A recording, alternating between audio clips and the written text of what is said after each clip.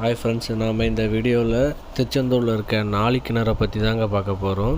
இந்த நாழிக்கிணறு எப்படி உருவாச்சிங்கன்னா, நம்ம முருகன் சூரனை வதம் செய்த பிறகு நீராட நினைக்கிறாங்க. அப்போ அந்த இடத்த சுற்றியுமே கடல் நீர் உப்பு இது கலந்த நீராக தான் இருக்குது.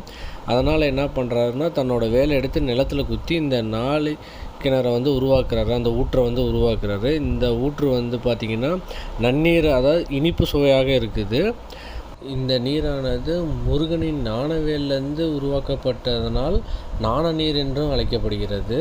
இதனால் பக்தர்கள் அனைவரும் என்ன பண்ணுறாங்கன்னா, கடலில் ஃபஸ்ட்டு நீராடிட்டு அடுத்தது இந்த நாழிக்கிணறில் நீராடிட்டு தான் முருகனையே தரிசனம் செய்ய போகிறாங்க. நீங்கள் யாராவது திருச்செந்தூர் போனீங்கன்னா மறக்காமல் இந்த நாழிக்கிணறில் ஒரு குளியலை போட்டு முருகனை போய் தரிசனம் செய்யுங்க. உங்களுக்கு ஞானம், ஆற்றல், வீரம் இதெல்லாம் கிடைக்குன்னு ஒரு ஐதீகம்.